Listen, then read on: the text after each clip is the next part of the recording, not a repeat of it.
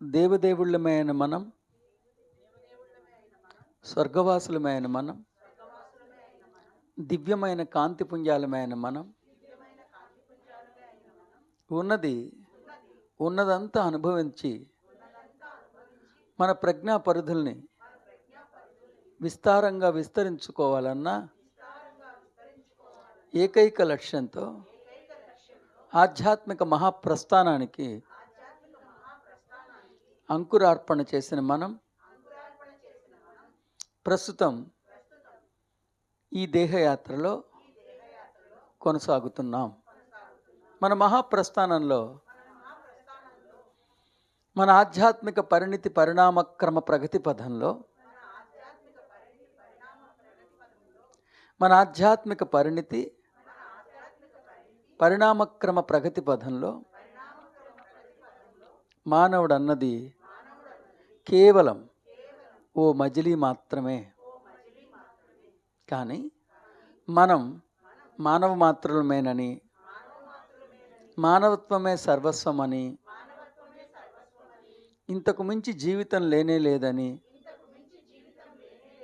ఒక లోపభూయిష్టమైన దృక్పథాన్ని ఏర్పరచుకోవటం వలన, ఒక లోపభూయిష్టమైన దృక్కోణం వలన, సరికాని ఆలోచన సంవిధానం వలన పునరపి జననం పునరపి మరణం అన్న చందంగా ఈ జనన మరణ చక్రాల విషవలయంలో కొన్ని వేల జన్మలుగా ఇక్కడే కూపస్థ మండూకంలా ఇరుక్కుపోయాం. ఏ సుజ్ఞానం సుసంపన్నమైతే మన దృక్పథం, మన దృక్కోణం ఓ పరిమళాత్మకమైన ప్రజ్ఞా సుగంధంగా వికసిస్తాయో ఆ సుజ్ఞానమే, ఆ సత్యమే, ఆ పుట్టినింటి చిరునామాయే, ఆ పరిమళాత్మకమైన ప్రజ్ఞా సుగంధమే విశాలమైన వేదసిరియే శ్రీకృష్ణుడు క్లుప్త సుందరంగా 700 శ్లోకాలలో మనకి అద్భుతంగా ఉపదేశించారు. రసోత్పాదనైన రసవత్తరమైన ఆ గీతాశాస్త్రాన్ని ఇవాటి రోజున అర్థం చేసుకుని, అనుష్ఠానం చేసుకుని, ఆలోచన సంవిధానాన్ని సంస్కరించుకునే మన ప్రయత్నాన్ని కొనసాగిద్దాం. అస్తు, తథాస్తు, శ్రీరస్తు, శుభమస్తు, జయస్తు. శరీరం అనే వేదిక మీద దివ్యత్వం అనే వేడుక చేసుకోవటానికి దిగివచ్చిన సాక్షాత్ దైవాల్లారా, దేవదేవుళ్ళారా, దివ్యమైన కాంతిపుంజాల్లారా, యోగీశ్వరులారా, నిత్య నిర్దోషులారా, విశ్వాన్నంతా విరచించిన విరించులారా, విశ్వమంతా వ్యాపించిన విశ్వంభరులారా, ప్రకాశానికి ప్రకాశాన్ని ప్రసాదించిన ప్రకాశ ప్రసార ప్రదాత స్వరూపులైన విరాట్ స్వరూపులారా, విధిని విధించగలిగిన విధాతలారా, జన్మతహగానే విద్వత్తుని, తత్వతహగానే విద్వత్తుని కలిగి ఉన్న ఓ విద్వత్ వరేణ్యులారా, ఓ గర్వరేఖా సమన్వితులారా, ఓ నిగర్వులారా, కాశీతుల్యమైన మహిమాన్వితమైన ఈ మహాప్రాంగణానికి స్వాగతం, శుభస్వాగతం. You welcome. Thank you. జయవస్తు. అవును, ఇందాక నేను ప్రార్థనా అంశంలో చెప్పింది యథార్థమే. సో నేను ఇందాక ప్రార్థనా అంశంలో చెప్పింది యథార్థం. మనందరం దేవదేవుళ్ళమే, మహిమాన్వితమైన దివ్యమైన కాంతిపుంజాలమే. మనం సృష్టించిన ఈ విశ్వాన్ని, మనం విరచించిన ఈ విశ్వాన్ని మనమే అనుభవించి అనుభవ జ్ఞానం అంటే ప్రజ్ఞా పరిధుల్ని విస్తారంగా విస్తరించుకోవటానికి మనం భూతలానికి విచ్చేసాం. కాకపోతే ఈ భూతలమే సర్వస్వం అని అపోహపడుతూ వచ్చాం. ఇంకా చెప్పాలంటే మన ఆధ్యాత్మిక మహాప్రస్థానంలో మానవత్వం అనేది అతి చిన్ని మజిలీ మాత్రమే. కానీ ఇదే సర్వోత్కృష్టం అనుకున్నాం, ఇదే సర్వస్వం అనుకున్నాం.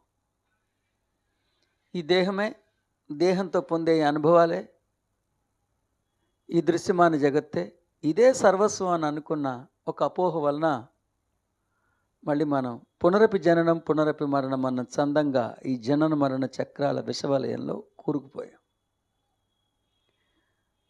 ఏ సుజ్ఞానం సుసంపన్నమైతే మన దృక్పథం మళ్ళీ పరిమళ భరితమవుతుందో, ఏ వేద సిరి ఝరి మనకు ఉపలబ్ధమైతే మళ్ళీ మన దృక్కోణం సంస్కరింపబడుతుందో, ఆ విశాలమైన వేదం అంటే జ్ఞానం మనకి ఎంతో అవసరం.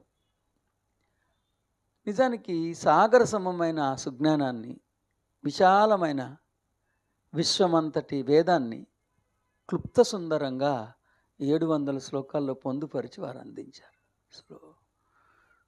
క్లుప్త సుందరమైన ఆ శ్లోక శోభితమైన సత్యాన్ని అర్థం చేసుకుని అనుష్ఠానం చేసుకునే ప్రయత్నం గావిద్దాం.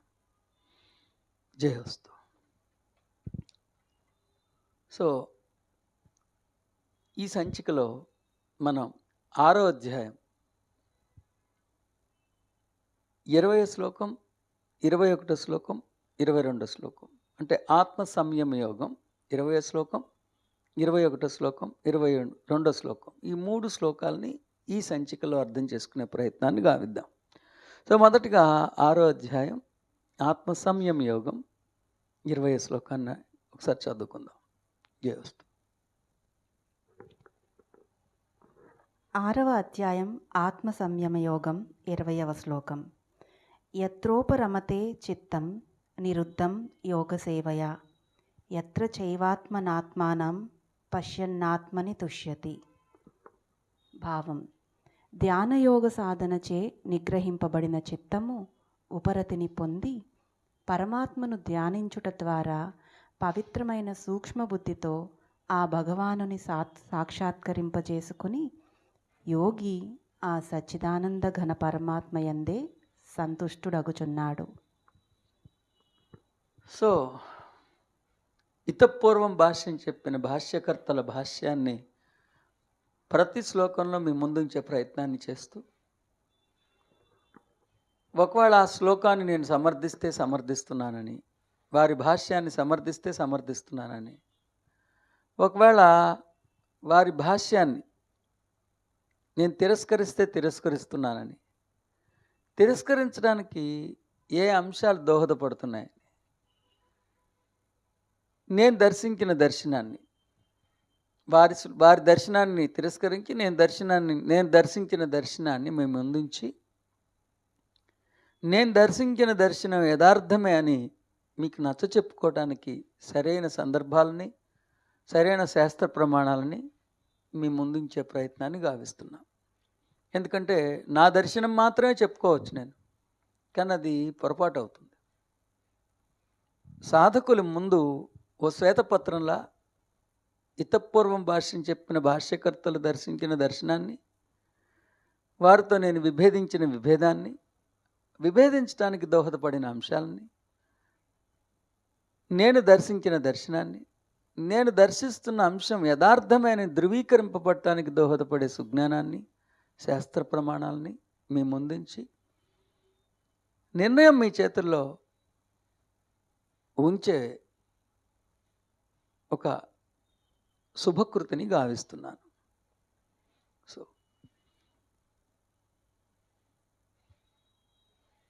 ధ్యాన యోగ సాధనచే నిగ్రహింపబడిన చిత్తం ఉపరితిని పొంది పరమాత్మను ధ్యానించుట ద్వారా పవిత్రమైన సూక్ష్మబుద్ధితో ఆ భగవానుని సాక్షాత్కరింప చేసుకుని యోగి ఆ సచ్చిదానంద ఘన పరమాత్మయందే సంతుష్టుడగుచున్నాడు అని వారు అభిప్రాయపడ్డారు.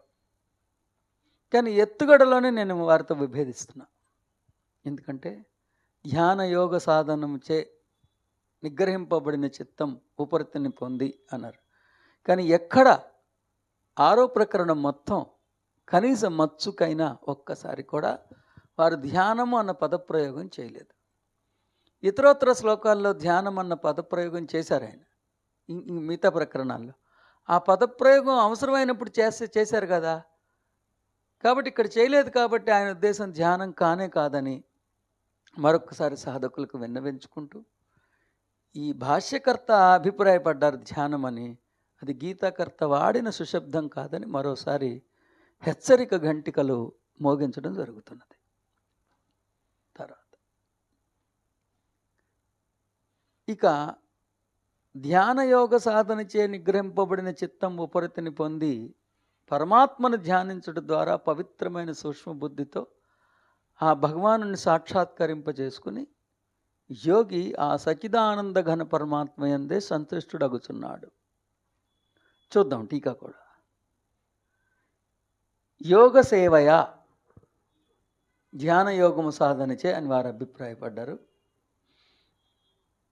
నిరుద్ధం నిగ్రహింపబడిన చిత్తము యత్ర ఏ స్థితి యందు ఉపరమతే ఉపరిణతిని పొందునో చ మరియు యత్ర ఏ స్థితి యందు ఆత్మన అంటే సూక్ష్మబుద్ధి అంట. ఆత్మన అంటే సూక్ష్మబుద్ధి ద్వారా. ఆత్మ సంయమ యోగం అనే ప్రకరణంలో ఆత్మ అంటే సూక్ష్మబుద్ధి అని అభిప్రాయపడ్డారంటే వారికి నమస్కరించుకోవటం తప్ప నేను చేయగలిగింది ఏం లేదు. ప్రకరణం యొక్క శీర్షికేమో ఆత్మ సంయమ యోగం. ఆత్మ చైతన్యం అనే దానికి అత్యంత ప్రధానమైన ప్రాధాన్యతని ఇవ్వబడాల్సిన ప్రకరణంలో ఆత్మానం పశ్యన్ సూక్ష్మబుద్ధి ద్వారా ఒక ఆత్మనా ఏమో సూక్ష్మబుద్ధి ద్వారా అయిపోయింది, మరో ఆత్మానం ఏమో పరమాత్మని అయిపోయింది. పశ్యన్ యోగి చూచుచూ సాక్షాత్కరింపజేసుకుని ఆత్మని ఏవా ఆ సచ్చిదానందగన పరమాత్మ యందే తుష్యతి సంతుష్టుడగునో అని అభిప్రాయపడ్డారు. చూసుకుంటే ఆత్మాన పశ్యన్ ఆత్మని ఏవా తుష్యతి. సో నిర్ద్వంద్వంగా వారి అభిప్రాయాన్ని నేను విభేదిస్తున్నా. నేను దర్శించిన దర్శనంలో నేను మీకు ఉపదేశించిన నా భాష్య సౌందర్యంలో నియతి అంటే అదే ఆర్డర్ ఫాలో అయ్యానని సాధకులు గుర్తుపెట్టుకోవాలి. శ్లోకంలో అదే నియతి ఆర్డర్ ఫాలో అయ్యా నేను. యత్ర ఏ స్థితి అందు ఎత్తుగడ యత్ర ఏ స్థితి అందు అని నేను చెప్పుకున్నాను. ఉపరమతే విరమించుట. దేన్ని విరమించటం? తనంతరంగంలో ఉన్న దైవాన్ని కాకుండా ఇతరుల నుండి ఫలితాన్ని ఆశించటం. ఒక్కటే గుర్తుపెట్టుకోండి, నిజంగా మీరు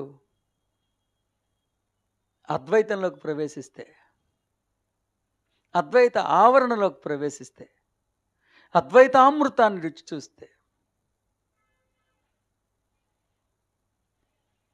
ఖచ్చితంగా మీరు ఒక్క విషయం అలవర్చుకోండి. మీరే పరమాత్మ, మీరే ఆత్మ, మీరే జీవాత్మ.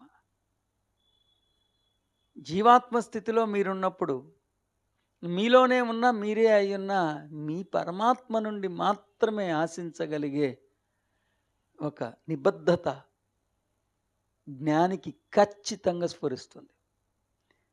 హృదయేషు జనార్దనుడు అతడు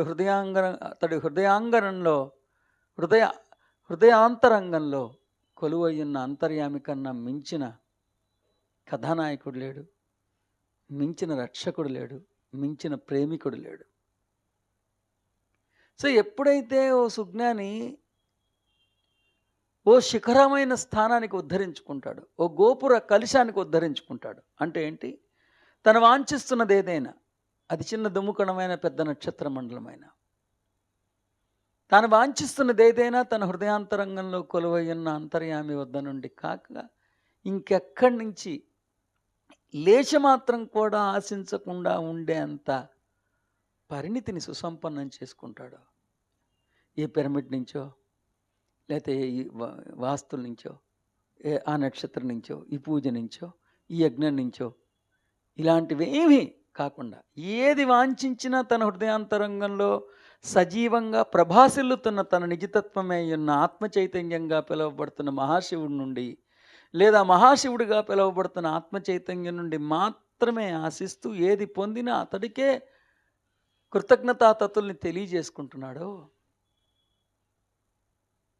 ఆ స్థితికి అతడు ఉద్ధరించుకుంటున్నాడో అన్నది ఉపరమతే అన్నది విరమించుట అన్నప్పుడు నేనైతే దర్శించిన దర్శనం అది. చిత్తం నిరుద్ధం యోగసేవయా.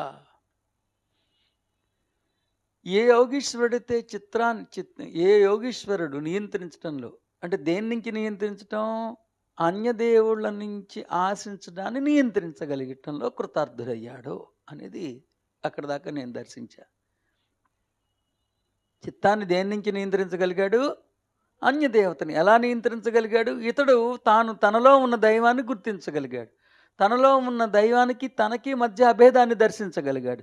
తనలో ఉన్న దైవం నుంచే విశ్వమంతా విరచించబడిందని అర్థం చేసుకున్నాడు. అంతకన్నా మించిన కథానాయకుడు లేడు, అంతకన్నా మించిన శక్తివంతమైన వాడు విశ్వంలో మరొకడు లేదని గుర్తెరగగలిగాడు.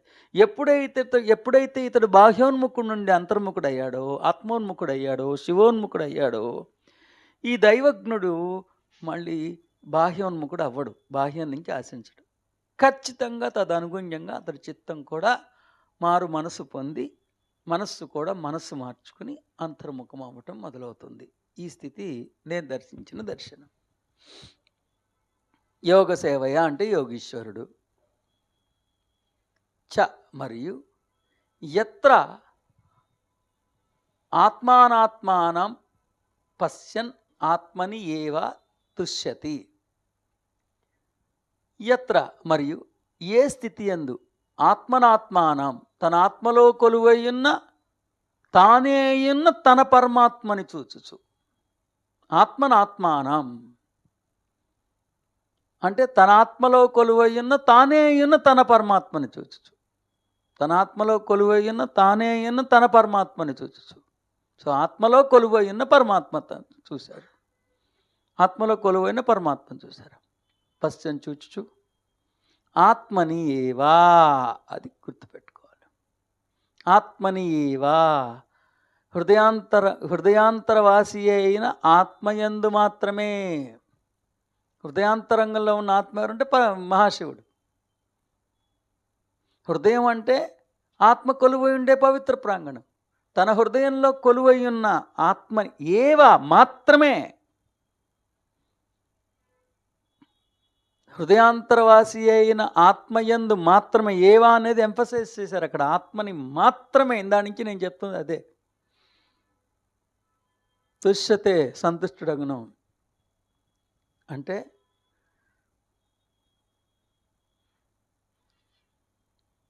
తను దృశ్యమాన జగత్తు యందు సంతుష్టుడవడంట, ఆత్మయందే సంతుష్టుడవుతారంట. సో దీని భావం ఏంటో చెప్పి భాష్యం చెప్పే ప్రయత్నం చేస్తాం. ఏ స్థితిలోనైతే తన చిత్తం అన్యదైవాన్ని అర్థించడాన్ని ఓ యోగీశ్వరుడు నియంత్రించడంలో కృతార్థుడవుతాడో, తల తెగి 100 ముక్కల కింద నరికినా సరే తన హృదయాంతరంగంలో కొలువయ్యున్న తన నిజతత్వమే అయ్యున్న, తన సహజత్వమే అయ్యున్న, తన శాశ్వతత్వమే అయ్యున్న, తన సృజనాత్మకత అయ్యున్న ఈ క్షణం ఈ శరీరంలోంచి పడిపోతే తాను దేనిగా అయితే కొనసాగుతాడో ఆ నిజతత్వమే అయ్యున్న, లేదా నీవు కానీ నేను కానీ ఈ రాజులు కానీ ఉండని కాలమే లేదు, ఇక ముందు కూడా మనం ఉండమన్న మాట ఏ లేదని ఆచార్యులు 2వ అధ్యాయం 12వ శ్లోకంలో చెప్పారే. అంటే ఎప్పటికీ ఉండే ఆ నిజమైన నేను దగ్గర నుంచి తప్ప ఇంకెప్పుడు ఎవరి నుంచి దేన్ని ఆశించకుండా ఉండగలిగేటట్టు తానుండి తన్ను అనుసరించిన మనస్సు కూడా అలా ఉండగలిగే స్థితికి ఉద్ధరించుకున్నప్పుడు అని అర్థం. ఏ స్థితిలోనైతే తన ఆత్మలో కొలువయ్యున్న తన పరమాత్మనే స్తుతిస్తూ దర్శిస్తూ ఎప్పుడూ అతడి ధారణ ధ్యాస తన హృదయాంతరంగంలో కొలువై ఉన్న సజీవంగా ఉన్న ఆ నిత్య నిర్దోషి అందే ఉంటాడు.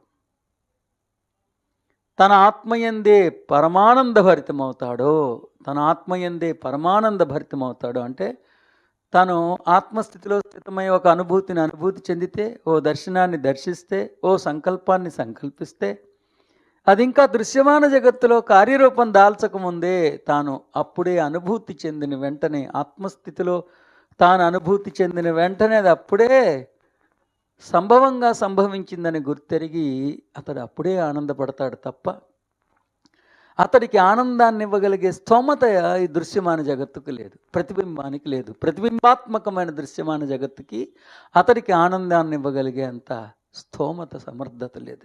Because the so called physical world which is being experienced by the sensory organs is only a reflective truth. The reflection cannot give pleasure to the original consciousness. That is why he feels the joy from the soul itself అనేది నేను దర్శించిన దర్శనం. So this beautiful, ఈ శ్లోకంలో మీరు గుర్తుపెట్టుకోవాల్సింది ఏంటంటే రెండు అంశాలు, మొత్తం 3 అంశాలుగా మనం ఈ శ్లోకాన్ని అర్థం చేసుకోవచ్చు. మొట్టమొదటిది, దేహయాత్రలో కొనసాగుతున్న నాళ్ళు ఎంత తీవ్రమైన సందిగ్ధం వచ్చినా, సంక్షోభం వచ్చినా, సంక్లిష్టత వచ్చినా తల అడ్డంగా తెంచుకోవాల్సిన అవసరం వచ్చినా సరే, తన హృదయాంతరంగంలో సజీవంగా కొలువై ఉన్న ఆత్మ చైతన్యంగా పిలువబడుతున్న మహాశివుడి వద్ద నుంచి తప్ప ఎప్పుడు ఎక్కడ ఎవరి నుంచి ఆశించకుండా ఉండగలిగే అంత పరిణితిని సంప్రాప్తించుకున్న యోగీశ్వరుడి యొక్క ప్రస్తావన జరుగుతూ ఉంది. ఒకటి. రెండోది, ఏ స్థితిలో అయితే తన ఆత్మలో కొలువై ఉన్న పరమాత్మనే స్తుతిస్తూ దర్శిస్తూ 24 గంటలు అతడు స్తుతించేది, దర్శించేది తన హృదయాంతరంగంలో కొలువైన ఆ సూత్రధారియే మూల పురుషుణ్ణి. ఆ మూల పురుషుడు, ఆ మాతృక తన హృదయాంతరంగంలో ఉన్నాడు కాబట్టి అతన్నే స్తుతించడం, అతన్నే దర్శించడం. ఇక మూడోది, తన ఆత్మయందే పరమానంద భరితం అవుతాడో అతడి గురించి చెప్తున్నాడు. అతడు దృశ్యమాన జగత్తులో సంఘటన తనకు అనుకూలంగా జరిగినప్పుడు సంతసించడంట. ఆ దృశ్యమాన జగత్తులో ఘటించాల్సిన ఘటనని తన అంతరంగంలో అనుభూతి చెందుతాడే, ఆ ఆత్మ ఆవరణలో అనుభూతి చెందినప్పుడే అతడు పరమానంద భరితమైపోతాడంట. ఎందుకంటే దృశ్యమాన జగత్తులో అతడికి తెలుసు అది ప్రతిబింబాత్మకమైనదని. సో బింబంలో ఉన్నప్పుడే తాను ఆనందపడతాడు, ఆత్మయందే సంతుష్టుడవుతాడు అనేది నేను దర్శించిన దర్శనం. My dear aspirants, today I am emphasizing,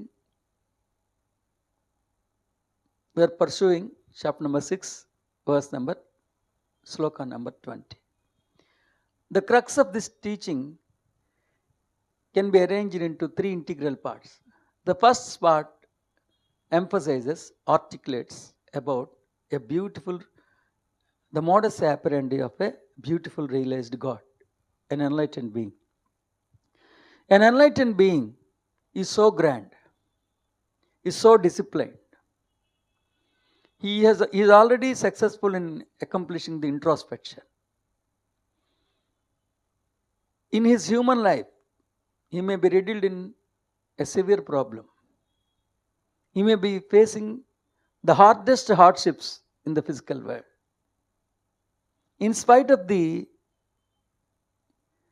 hardships he is facing in the real life, he will never ever approach another God or any other energy for the relief.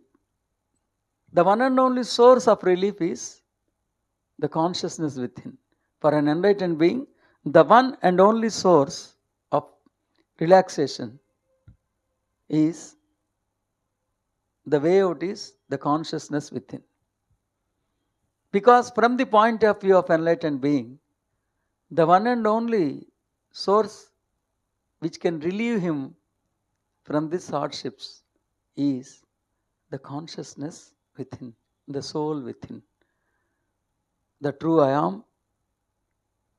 which is captivated within the heart. That's it. And second part is he never adores, he never worships any other God in any case at any cost. He never ever adores, worships any other God in any case at any cost. That is the discipline. First is he will never expect the result from the other God. Second is he will never adore or he will never worship another God at any cost. Third is the moment in the capacity of God, when he feels a feeling or when he creates something,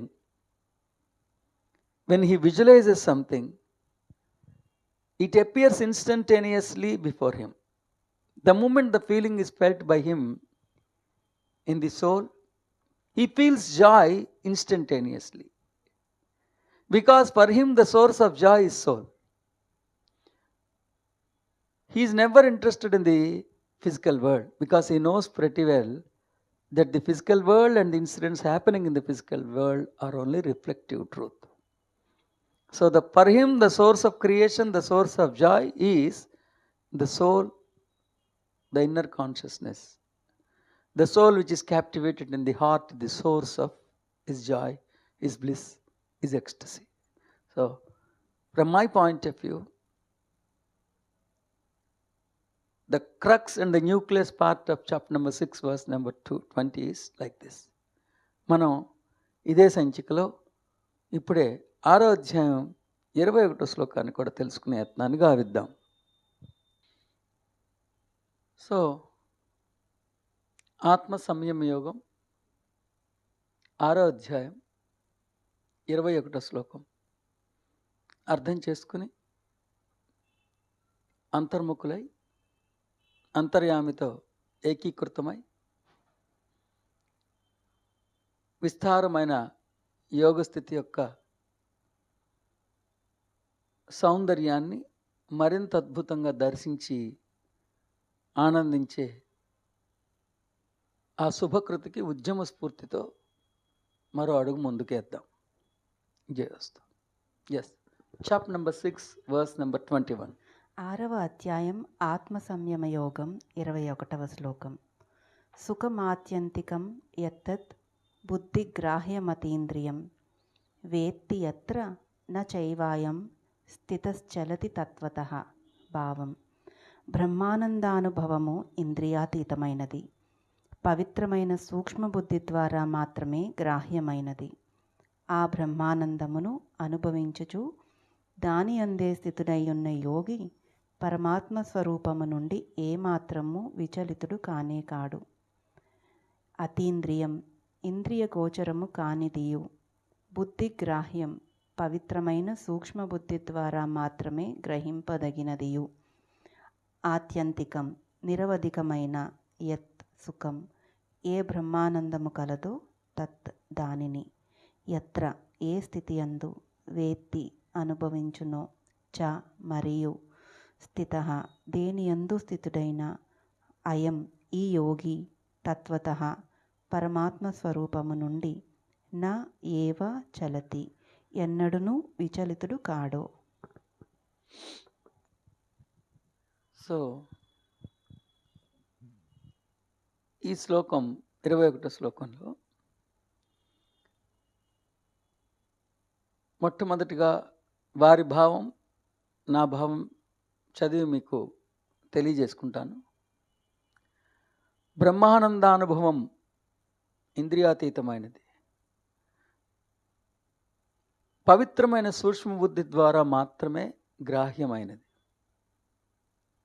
ఆ బ్రహ్మానందమును అనుభవించుచు దాని అందే స్థితుడయ్యున్న యోగి పరమాత్మ స్వరూపము నుండి ఏమాత్రం విచలితుడు కానే కాడు.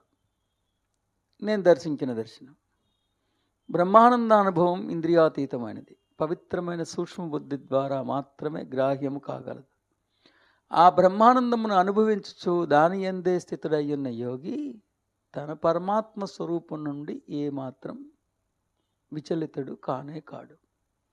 మీరు ఒకసారి ఈ రెండింటిని పోల్చి చూస్తే ఎక్కడ ఏమాత్రం తేడా లేదు. వారు రాసిన దాన్నే నేను కూడా ఏకీభవించాను. కాకపోతే వారు పరమాత్మ యందన్నారు, నేను తన పరమాత్మ స్వరూపము నుండి అని మాత్రమే నేను అభిప్రాయపడింది. అంటే పరమాత్మ అన్నప్పుడు అన్యభావన రాకూడదనే కదా. తన హృదయాంతరంగంలో కొలువై ఉన్న తన సహజత్వమే ఉన్న తన పరమాత్మ స్థితి నుండి మాత్రమే అనేది నా ఉద్దేశం. కాబట్టి ఎక్కడ పెద్దగా విభేదించిన ఏమీ లేదు, కానీ తన పరమాత్మ స్థితి నుండి అని మాత్రమే నేను అభిప్రాయపడ్డా. ఇక టీకా కూడా నేనేం రాశానో ఒకసారి చూద్దాం. అతీంద్రియం. అతీంద్రియం అంటే ఇంద్రియాలతో సంప్రాప్తించుకోవటం అసాధ్యం. ఇంద్రియరూప జగత్తులో లేనిది ఇంద్రియాల ద్వారా సుసంపన్నం చేసుకోవటానికి సాధ్యం కానిది. అతీంద్రియం అంటే it cannot be experienced by the sensory organs, it cannot be substantiated by the sensory organs, and at the same time it cannot be accomplished by the efficiency of the sensory organs.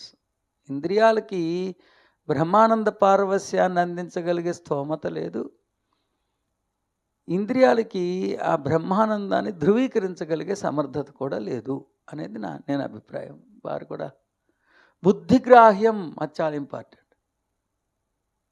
పవిత్రమైన సూక్ష్మబుద్ధి ద్వారానే గ్రహింపదగినది, పవిత్రమైన సూక్ష్మబుద్ధి ద్వారా మాత్రమే గ్రహింపబడినది.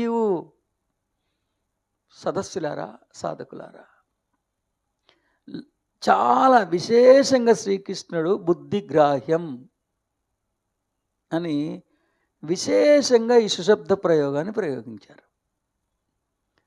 బుద్ధిగ్రాహ్యం అంటే ఈ బ్రహ్మానంద పారవస్యం, ఈ బ్రహ్మని సుసంపన్నం చేసుకోవటం వలన వచ్చిన బ్రహ్మానంద పారవస్యం కేవలం బుద్ధి కుశలత ద్వారానే సుసాధ్యం అవుతుంది అంటున్నారు. ఇప్పుడు చెప్పండి, వీరు అనుకునే ఇతరత్ర బుద్ధి అన్నప్పుడు బుద్ధి కుశలత దేని వలన వస్తుంది? సుజ్ఞానాన్ని సుసంపన్నం చేసుకోవటం వలన. అంటే కేవలం సుజ్ఞానాన్ని సుసంపన్నం చేసుకోవటం వలన మాత్రమే బుద్ధి కుశలత. బుద్ధి కుశలత అంటే సందర్భోచితంగా తీసుకుంటే దృక్కోణాలోచన సంవిధానం. It has everything to do with your thinking pattern, with your attitude, with your prism, with your priorities. మరి ఇతరత్ర సాధన మార్గం ద్వారా బుద్ధి కుశలత ఎలా వస్తుంది చెప్పండి? వీళ్ళు చెప్తున్న అభ్యాస మార్గం ద్వారా బుద్ధి కుశలత ఎలా వస్తుంది? బుద్ధి కుశలత అని చెప్పినప్పుడు బుద్ధున్నోడికి ఎవరికైనా బుద్ధి రావాలి కదా. ఆ బుద్ధి కుశలత వచ్చేది సుజ్ఞానాన్ని సుసంపన్నం చేసుకోవటం వల్లనే. అర్థం అవ్వాల్సిన జ్ఞానాన్ని అర్థం అవ్వాల్సిన రీతిలో అర్థం చేసుకుని అనుష్ఠానం అవ్వాల్సినంత శక్తివంతంగా అనుష్ఠానం చేసుకుని తన ఆలోచన సంవిధానాన్ని సంస్కరించుకోవటం వల్లనే సాధ్యమవుతుందని ఆచార్యులు ఈ శ్లోకంలో చెప్పకనే చెప్పారని సదస్సులు, సాధకులు గుర్తెరగమని విజ్ఞప్తి. సో అతీంద్రియం, బుద్ధిగ్రాహ్యం, ఆత్యాంతికం, సర్వశ్రేష్టమైనదైన యత్ ఏ సుఖమో. సో అది బ్రహ్మానంద పారవస్యం కన్నా మించినటి సుఖము, ఆనందము మరొక్కడ లేదని ఆచార్యులు అభిప్రాయపడుతున్నారు. ఎత్ర అలాంటి స్థితి యందు వేత్తి అనుభవిస్తున్నవాడు, దాని యందు స్థితమై ఉన్నవాడు, అయం ఈ యోగి తత్వతః న ఏవ చలతి. ఇక ఆ పరమాత్మ స్థితి నుండి, తానే అయి ఉన్న తన పరమాత్మ స్థితి నుండి, తత్వతః అంటేనే నీ పరమాత్మ నుండి వచ్చింది, నువ్వు పరమాత్మ కాబట్టి వచ్చింది, నువ్వు పరమాత్మ అని చెప్తూనే ఉన్నది. తత్వతః అన్న పదప్రయోగమే తత్వము. తత్ అంటే దైవం, త్వం అంటే నీవే. తత్వతః అంటే నువ్వు దైవం అయ్యావని, నువ్వు దైవం కాబట్టి నీకున్న ఏర్పడిన శంకరాభరణం అని చాలా విశేషంగా చెప్పబడుతుంది. కాబట్టి నీలోనే ఉన్న నిజతత్వమే అయిన నీ పరమాత్మతనం నుంచి, తత్వం నుండి క్షణకాలం కూడా ఆడు విచలితం అవ్వడు, డైవర్ట్ అవ్వడు. ఫర్ సెకండ్ ప్రపంచంలో ఇంతకన్నా మించిన ఆనందం ఇంకోటి లేదని తెలుసు, ఇంతకన్నా మించిన సుఖము, సౌకర్యము ఇంకోటి లేదని తెలుసు. కాబట్టి ఇలాంటి ఎన్లైటెండ్ బీయింగ్ మరోసారి గడ్డి తిని బాహ్యంలో దేవుడి కోసం లేకపోతే ఇతరత్ర పిచ్చి పనులు చేయడు. సాక్షాత్తు వాసుదేవుడి స్వయంగా నివ్వేనని గుర్తెరిగిన వాడికి వాస్తు ఏమీ చేయలేదు. సాక్షాత్తు ఆ బ్రహ్మదేవుడి నువ్వేనని తెలిసిన వాడికి అతడు ఆ స్థితి నుండి తప్పించడానికి ఎంతమంది తప్పించినా లేశ మాత్రం కూడా అతడు తప్పుకోడు అనేది శిఖరములా ఉంటాడు అతడు. అదే ఈ శ్లోకంలో చెప్పబడుతుంది. ఈ శ్లోకంలో ముఖ్యంగా మీరు అర్థం చేసుకోవాల్సింది, బ్రహ్మానంద పారవశ్యం కన్నా మించినది విశ్వంలో మరొకటి లేనే లేదు. రెండోది, అలాంటి బ్రహ్మానంద పారవశ్యం బ్రహ్మ ఇంద్రియాలతో ధృవీకరించడానికి కానీ ఇంద్రియాలతో పొందడానికి కానీ సాధ్యం కాదు. రెండోది, అలాంటి బ్రహ్మానంద పారవశ్యం కేవలం బుద్ధి కుశలత ద్వారానే సుసంపన్నం చేసుకోవడం సుసాధ్యమవుతుంది. బుద్ధి కుశలత కేవలం సుజ్ఞాన సమపార్జన ద్వారానే సాధ్యమవుతుంది. అంతటి ఉన్నతమైన బ్రహ్మానంద పారవశ్యాన్ని చవిచూసిన మహనీయుడు ఆ స్థితి నుంచి ఎప్పుడు చలించే ప్రసక్తే లేదు. ఇది మనం ఈ శ్లోకం యొక్క ముఖ్య అంశాలని నేను ఇందాక చెప్పాను కదా, క్లుప్త సుందరంగా చెప్పుకోవాలంటే ఈ శ్లోకం. So my dear aspirants, I am making it very clear. Now we are analyzing the sloka number 621, chapter number 6. In this beautiful sloka, Lord Sri Krishna is articulating the concept of bliss, ecstasy, joy, exuberance. Joy, bliss, ecstasy, effervescence, exuberance. This joy, this bliss, this ecstasy is the epitome, is the utmost in this universe. There is no grander joy than the bliss. There is no grander joy than the ecstasy. So what is ecstasy? What is Brahmananda Paravasyam? It is the fragrance of realization of the God within. One who knows that he is Brahma will be showering in a joy, and that joy is called as bliss. So the nucleus part of this beautiful sloka is step number 1. Every aspirant should realize that the utmost grandest joy in this universe is always bliss, ecstasy, effervescence, exuberance. And it happens only when one realizes that he is not a human being, that he is a beautiful God. That is the first part of this sloka. And the second one is that bliss is always beyond the sensory organs. It can neither be substantiated by the sensory organs, neither the bliss can be accomplished by the sensory organs, because it is beyond the realm of the sensory organs. That is the second part. And one more thing you have got to understand is, when once an aspirant becomes an enlightened being, when once an enlightened being tastes the elixir of bliss, he will never ever be tempted to quit that joy, to quit that bliss. He is always interested in enjoying that elixir. He is always interested in enjoying that blissful state. He will not compromise at any cost. Nothing in this universe is competent enough to divert his attention from the bliss, even for 1 second. So Lord Sri Krishna has emphasized in this beautiful sloka about the bliss ecstasy. That's it. ఇప్పుడు మనం 6వ అధ్యాయం 22వ శ్లోకాన్ని సైతం అర్థం చేసుకుని అధ్యయనం చేసే ప్రయత్నాన్ని గావిద్దాం.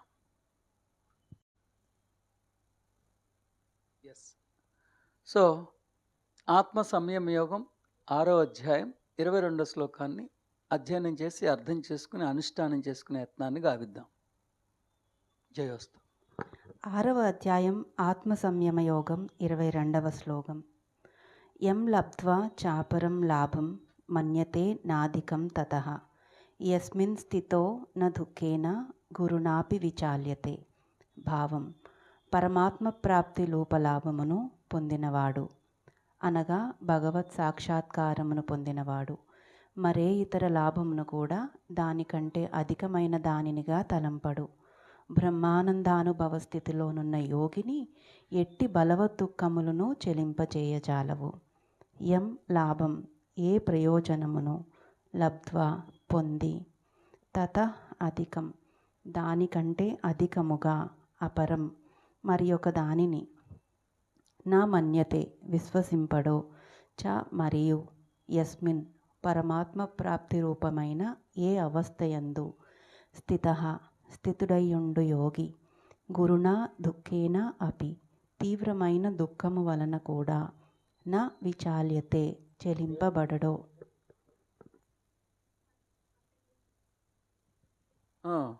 Yes yes. సో 6వ అధ్యాయం 22వ శ్లోకంలోని భావం ఇతపూర్వం భాష్యం చెప్పిన భాష్యకర్తల యొక్క దర్శనం ఈ రీతిగా ఉంది. పరమాత్మ ప్రాప్తి రూపలాభమును పొందినవాడు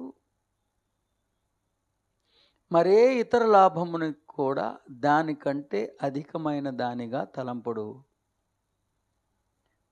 బ్రహ్మానందానుభవ స్థితిలోనున్న యోగిని ఎట్టి బలవద్దుఃఖములను చెలింపజేయజాలవు.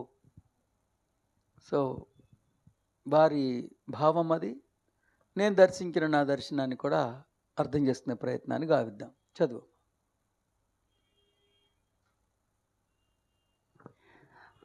6వ అధ్యాయం 22వ శ్లోకం భావం. సర్వోత్కృష్టమైన తన సహజత్వమే అయి ఉన్న తన పరమాత్మ స్థితిని పునఃప్రాప్తించుకున్న మహనీయుడు మరే ఇతర లాభమును కూడా దానికంటే అధికమైన దానినిగా తలంపడు. అంతటి మహిమాన్వితమైన దివ్యస్థితిలో ఉన్న యోగీశ్వరుడిని ఎట్టి బలవద్దుఃఖములను చెలింపజేయజాలవు. యం లాభం ఏ ప్రయోజనమును లబ్ధ్వా పొంది తతః అధికం దానికంటే అధికముగా అపరం మరి ఒక దానిని నా మన్యతే విశ్వసింపడో చ మరియు యస్మిన్ తన సహజత్వమే అయి ఉన్న తన నిజతత్వమే అయి ఉన్న తన పరమాత్మ స్థితిని ప్రాప్తించుకొని స్థితుడైయుండు యోగి గురునా దుఃఖేన అపి తీవ్రమైన దుఃఖము వలన కూడా నా విచాల్యతే చెలింపబడడు. సో ఇంచుమించు భావాల్లో కూడా సారూప్యమే ఉంది తప్ప పెద్ద వైరూప్యమైన అంశాలేమీ లేవు. సర్వోత్కృష్టమైన తన సహజత్వమే అయి ఉన్న తన పరమాత్మ స్థితిని పునఃప్రాప్తించుకున్న మహనీయుడు మరే ఇతర లాభముని కూడా దానికంటే అధికమైన దానిగా తలంపడు. మరే ఇతర లాభాన్ని కూడా దానికన్నా అధికమైన దానిగా తలంపడు, భావించడు. అంతటి మహిమాన్వితమైన దివ్యస్థితిలో ఉన్న యోగీశ్వరుడిని ఎట్టి బలవద్దుఃఖములను అంటే బలవద్దుఃఖములు కూడా చెలింపజేయజాలవు. సో మునిపటి శ్లోకానికి కొనసాగింపుగానే ఈ శ్లోకం చెప్పబడింది. మునిపటి శ్లోకంలో బ్రహ్మానంద పారవస్యమే శిఖరమని, శిఖరతుల్యమైనదని, గోపుర కలుషమని, అంతకన్నా మించిన ఆనందం విశ్వంలో ఎప్పుడూ ఉండజాలదని, ఆ ఆనందామృతం యొక్క బిందువుల్ని రుచి చూసిన వాడికి ఎంత రుచి అయినా రుచిగానే ఉంటుందని చెప్పారు. దానికి కొనసాగింపుగా ఈ శ్లోకంలో ఏం చెప్తున్నారంటే, ఒక్కసారి తన హృదయాంతరంగంలో దైవం ఉన్నారని, ఆ దైవమే సర్వోత్కృష్టమైన వారని, విశ్వమంతా ఆ దైవం నుండే ఆవిష్కృతమై ఉన్నదని, ఆ దైవం అనంతమైన వారని, శాశ్వతమైన వారని, వారి శ్వాసే విశ్వానికి శాసనమని, వారి పరుగు గరుడ వేగమని, వారి ఆయుష్ శాశ్వతమని, వారి పరిధి విశ్వమని, వారికి తనకి మధ్య ఉన్నది అభేదమేనని, తన నిజ స్వరూపమే అదని గుర్తెరిగిన వాడు దేహయాత్రలో కొనసాగుతున్నప్పుడు ఇంకేదో పొందడం కోసం దీన్ని వదలడు. ఎంత ఈ పదార్థ రూప జగత్తంతా రాసిస్తానన్నా క్షణకాలం కూడా అతడు తన పరమాత్మతో వియోగాన్ని వాంఛించడు. ఈ విలువ కట్టే విలువ విశ్వానికి లేదని అతనికి తెలుసు. తన హృదయాంతరంగంలో కొలువయ్యున్న పరమాత్మ యొక్క విలువ కట్టే స్తోమత విశ్వానికి లేదని, అతడి విలువ ముందు విశ్వం యొక్క విలువ వెలవెలపోవాల్సిందే అని అతడికి తెలుసు. కాబట్టి క్షణకాలం కూడా అతడు తన పరమాత్మ యొక్క ఆవరణ నుండి కనీసం తొంగి బయటికి చూడటానికి కూడా ఇష్టపడడు అనేది చెప్తున్నారు. సో ఎంత లాభం వచ్చినా తన పరమాత్మను వదులుకోడు. అలాగే ఒక పదప్రయోగం చేశారు, గురుణా దుఃఖేన అపి. అంటే చాలా దుఃఖదాయకమైన సంఘటన జరిగిన, అతడి జన్మలో ఎంతో విషాదకరమైన సంఘటన జరిగిన, ఎంతో దుఃఖంతో కూడినటువంటి సంఘటన జరిగిన, ఎంతో క్లేశము, దుఃఖము, విషాదము ఎంత జరిగినా సరే అతడు క్షణకాలం కూడా తన పరమాత్మ ఆవరణ నుండి బయటికి రావటానికి కూడా ఇష్టపడ్డంట. సో మునుపటి శ్లోకంలో లాగానే ఈ శ్లోకంలో కూడా తన హృదయాంతరంగంలో కొలువైన ఆత్మ, అంతర్యామి బ్రహ్మని పొందటం వలన వచ్చిన బ్రహ్మానందం, ఆ బ్రహ్మానంద పార్వస్యం యొక్క సౌరభాల యొక్క సార్వభౌమత్వం ఎంత విలువైందో, ఆ సాధకుడు అలాంటి రుచిని చూసిన తర్వాత విశ్వమంతా అతడికి అరుచిగానే కనిపిస్తుందని మరొక్కసారి ఈ శ్లోకంలో ఎంఫసైజ్ చేసి ఆచార్యులు ఆయన శ్రీకృష్ణుడు ఉపదేశించారు. So my dear aspirants, this shloka is in continuation to the previous sloka, which is chapter number 6, verse number 21. In chapter number 6, verse number 21, Lord Sri Krishna has articulated the grandness of bliss, the joy, the ecstasy.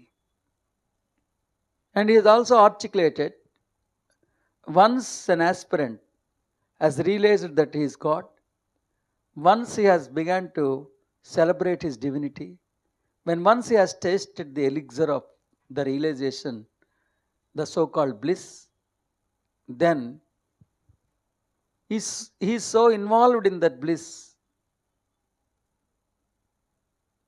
he is never ever interested to come out of this bliss. He is always in that bliss. He always enjoys the grandness of that bliss.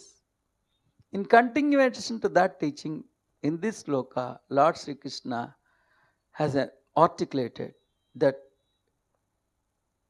once an aspirant becomes an enlightened being and enjoys the elixir, he also realizes that there is no other grander thing which is grander than God within, which is grander than the bliss which is accomplished by the realization. So he will not be tempted for anything.